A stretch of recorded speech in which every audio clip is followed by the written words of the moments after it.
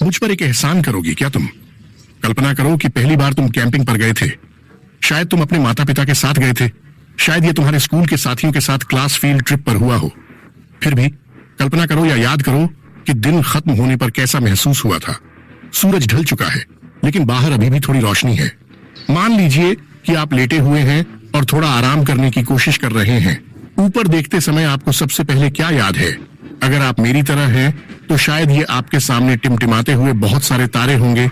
ये तारे, जिनमें से ज्यादातर को आप बिना किसी आकर्षक उपकरण के देख सकते हैं, आकाशगंगा का हिस्सा हैं। मानो या न मानो, हमारी अद्भुत आकाशगंगा लगभग ब्रह्मांड जितनी ही पुरानी है। उम्र के अलावा यह एक बहुत ही अच्छी जगह है। मिल्की वे एक ब्रह्मांडीय नर्सरी की तरह है, जहां नए तारे जन्म लेते हैं। और मैं आपको बता दूं, ये कुछ सबसे आकर्षक जगहों का घर है। कम से कम तस्वीरों में जो हम देख सकते हैं, उससे तो यही लगता है। रहस्यमयी पर्वत को ही लीजिए, जो कैरना नेबुला का एक क्षेत्र है। यहाँ चीजें हमेशा छलकती रहती हैं और ऊर्जा से भरी रहती हैं। ऐसा गैस के स्तंभों के ढेने और पागल विरोधी जेट बनाने के कारण होता है, जो सर्कस में कलाबाजों की तरह इधर उधर फेंके जाते हैं। यह सितारों के जन्म के लिए एक खास चाल की तरह है, आप जानते हैं। और अगर आप इस शानदार तस्वीर को देखें, तो आप तत्वों को एक रंगीन शो करते हुए देखेंगे। नीला रंग ऑक्सीजन का प्रतिनिधित्व करता है, हरा रंग हाइड्रोजन और नाइट्रोजन का है, और लाल रंग जलते हुए सल्फर का है। मिल्की वे के माध्यम से हमारी यात्रा पर हमारे अगले पड़ाव के लिए तैयार हैं। MM16 के केंद्र में लटके हुए अंतरतारकीय धूल और गैस के इन विशाल मुड़े हुए बादलों को देखें, जिन्हें ईगल नेबुला के रूप में भी जाना जाता है। हमें सृष्टि के सुपर कूल स्तंभ मिले हैं, जो ऊंचे स्तंभों की तरह हैं, जहां बिल्कुल नए सितारे छिपना और आराम करना पसंद करते हैं। अब मुझे पता है कि यह पहली बार नहीं है जब हबल दूरबीनों ने इस महाकाव्य दृश्य को कैद किया है, लेकिन मेरा विश्वास करो, ये अब तक की सबसे अधिक मन को झकझोर देने वाली विस्तृत छवि है। खंभों पर फ्रेम के ठीक बाहर लटके युवा तारों के झुंड से पागल गर्म पराबैंगनी प्रकाश की बौछार हो रही है। ये तारकीय सुपरस्टार वास्तव में धूल और गैस के टावरों को अपनी तेज हवाओं से धीरे धीरे खत्म कर रहे हैं।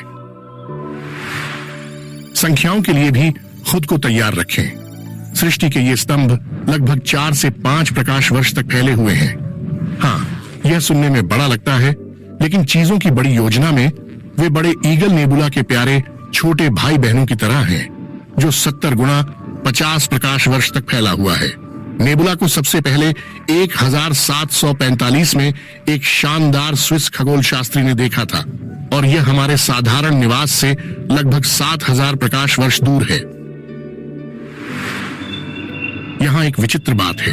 हालांकि यह सुनने में भले ही मजेदार लगे, लेकिन मिल्की वे में तारों के बनने की गतिविधि अन्य आकाशगंगाओं की तुलना में काफी दुर्लभ है। खगोलविदों ने पाया है कि तारों के जन्म की गति वास्तव में कम हो रही है, और वे इसका कारण जानने के लिए उत्सुक हैं।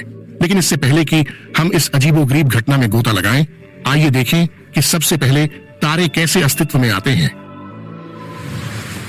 हमारे लिए यहां से निश्चित रूप से जानना कठिन है। हम सितारों के जीवन चक्र के बारे में जो कुछ भी जान सकते हैं, वह हमारी स्थानीय आकाशगंगा के भीतर के सितारों को देखकर आता है। तारे गैस और धूल के ठंडे बादलों में बनते हैं, जिन्हें नेबुला कहा जाता है। ये क्षेत्र अधिकांश आकाशगंगाओं में बहुत आम है।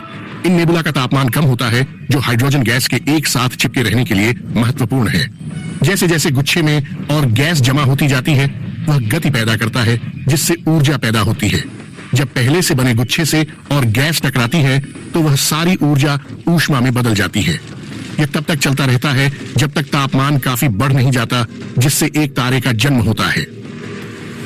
किसी तारे के जीवन का सबसे सुरक्षित समय उसके मुख्य अनुक्रम के रूप में भी जाना जाता है। मैं आपको रसायन विज्ञान के पाठ से मुक्त कर दूंगा, लेकिन इस समय के दौरान तारा गर्मी और विकिरण दोनों पैदा करता है। विकिरण के कारण ही तारे के चारों ओर दबाव होता है, और यह एक निश्चित आकाशगंगा में पाए जाने वाले अधिकांश प्रकाश का कारण भी है। अब बात करते हैं सितारों के आकार की। जितना बड़ा तारा होगा, उतनी ही तेजी से वह अपने ईंधन की खपत करेगा। ये विशाल तारे सबसे ज्यादा चमकते हैं, उच्च ऊर्जा वाली यूवी लाइट उत्सर्जित करते हैं। दूसरी ओर कम द्रव्यमान वाले ब्रिटिश अपने बड़े भाई बहनों की तरह चमकदार न होने के बावजूद लंबे समय तक जीवित रहते हैं। यहाँ से हम ज्यादातर आकाशगंगाओं में कई तरह के सितारों के आकार देख सकते हैं। कुछ तारे सूरज के आकार के 0.1% हैं, जबकि अन्य का द्रव्यमान सूरज के द्रव्यमान से 10 गुना ज्यादा है। एक बार जब कोई तारा अपना ईंधन खत्म कर लेता है तो वह अपने अंतिम चरण का स्वागत करता है और एक फीके तारे में बदल जाता है जो लगभग सूर्य के बराबर या उससे छोटा होता है और अब विकिरण उत्पन्न नहीं कर सकता। इस स्तर पर गुरुत्वाकर्षण हावी हो जाता है, जिससे उनका पदार्थ एक सफेद बौने में बदल जाता है। थोड़ी बदल जाती है, वे भी ढह जाते हैं, लेकिन वहां बहुत अधिक पदार्थ जल रहा होता है और वहां अधिक गर्मी भी होती है। यह ढहना एक मजबूत कोर बनाता है। जब तारे के सभी अंदरूनी हिस्से खत्म हो जाते हैं तो बाहरी परतें एक झटके में ढह जाती हैं। यह लगभग प्रकाश की गति से कोर से टकराता है।